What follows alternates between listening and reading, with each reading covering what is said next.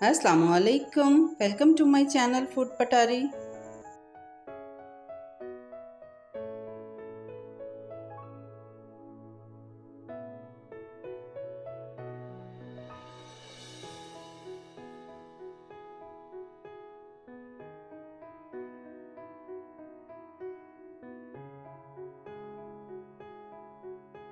आज मैं आपको सिखाऊंगी कि घर में मिनटों में और कम बजट में हम इतनी बेहतरीन सी रसमलाई कैसे बना सकते हैं।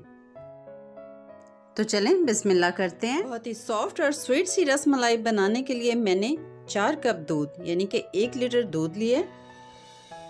दूध आपने फुल फैट ही लेना है, यानी कि ऐसा दूध जिससे आपने मलाई वगैरह ना उतारी हो, मलाई समेत लेना है। सबसे पहले तो हम इस दूध को मीडियम फ्लेम पे बॉईल करेंगे।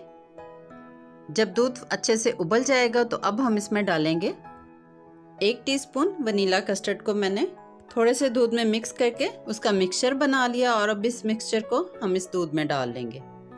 जब आप कस्टर्ड दूध में शामिल करें तो चम्मच साथ ज़रूर चलाते रहें ताकि कस्टर्ड की गुठलियाँ ना बने। कस्टर्ड डालने के बाद अब मैं इसमें डाल रही हूँ आधा कप चीनी का। आप ज़्यादा मीठा पसंद करते हैं तो चीनी को बढ़ा भी सकते हैं।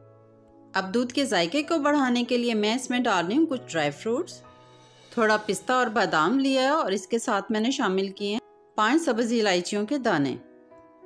अब इस जायकेदार से दूध को हम पकने के लिए रख देंगे। इतनी देर हम रसमलाई की तैयारी कर लेते हैं। रसमलाई बनाने के लिए मैं यहाँ ले रही हूँ 1 कप खुश्क दूध और इसमें शामिल कर दूंगी मैं ½ टीस्पून बेकिंग पाउडर और इसमें जाएगा 1 टीस्पून मैदा। मैदा आपने ज़्यादा नहीं डालना, अगर ज़्यादा डालेंगे तो हमारी रसमलाई सख्त हो जाएगी। अब इन्हें हम पहले अच्छी तरह मिक्स कर लेंगे। इस फॉर्मूले से आप रसमलाई बनाएंगे तो आपकी रसमलाई कभी भी फेल नहीं होगी। इन तीनों चीज़ों को अच्छे से मिक्स करने के बाद अब हम इसमें डालेंगे 1 अंडा। अब किसी फोक या चम्मच से इस अंडे को इसमें अच्छे से मिक्स कर लें। अंडा डालने से ये हमारा जो मटेरियल है स्टिकी सा होगा, इसलिए अभी पहले आपने हाथों से इसे मिक्स नहीं करना, किसी फोक वगैरह से करेंगे। अभी से इसको हाथों से मिक्स करेंगे तो मुश्किल होगी। ये देखें कितना अच्छा सा मिक्स हो गया। अब हम हाथों की मदद से इसे कंबाइन करेंगे। इसमें आपने कोई पानी या कोई दूध वगैरह बिल्कुल शामिल नहीं करना, सिर्फ अंडे से ही इसकी ये देखें इतनी ज़बरदस्त सी डो तैयार हो गई है। अब इस डो से हम बना लेंगे छोटी छोटी बॉल्स। बॉल्स हमने छोटी छोटी ही बनानी है क्योंकि पकने के बाद ये ऑटोमेटिकली फूल जाएंगी और इनका साइज डबल हो जाएगा। अब जो बॉल हमने तैयार किया उसे ऊपर से इस तरह हल्के से प्रेस कर लेंगे। इस तरह प्रेस करने से ये टिपिकल रसमलाई की शेप में आ जाएगी। बस इसी तरह कॉइन साइज में हमने ये सारी रसमलाइयाँ तैयार कर ली हैं। दूसरी तरफ हमने जो दूध पकने के लिए रखा हुआ था अब वो पहले से काफ़ी गाढ़ा हो गया। यूँ समझ लें कि 4 कप जो दूध था अब वो 3 कप रह गया। रसमलाई के लिए ये बेहतरीन सा रबड़ी दूध तैयार कर रहे हैं। रसमलाई भी तभी अच्छी बनेगी जब ये रबड़ी दूध अच्छा तैयार होगा। अभी तो इस दूध को हमने मज़ीद पकाना है, लेकिन अब इसे और पकाएंगे हम रसमलाई इसमें शामिल करके। अब जो बॉल्स हमने तैयार करके रखी थी उन्हें भी इस पकते हुए दूध में शामिल कर देंगे। अब आपने यहाँ ये भी ध्यान रखना है कि आपने फ्लेम को लो नहीं करना, मीडियम टू हाई तो कर लेंगे लेकिन लो फ्लेम पे आपने इसे नहीं पकाना। आप देखेंगे कि 30 से 40 सेकंड में ही ये जो रसमलाई बॉल्स हैं ये अपने साइज़ में बड़ी होना शुरू हो जाएंगी।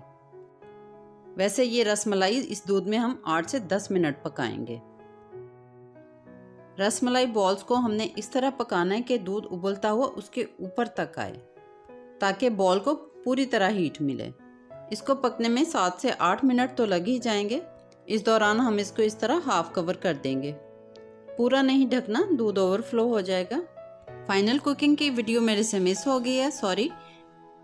7 से 8 मिनट पकने के बाद रसमलाई को पहले खूब अच्छे से ठंडा कर लिया। अब इस चिल्ड सी रसमलाई को मज़ेदार से रबड़ी दूध के साथ इस तरह सर्व करें। ठंडी ठंडी और यमी यमी सी ये रसमलाई कोई पहचान ही नहीं पाएगा कि ये आपने घर में बनाई है।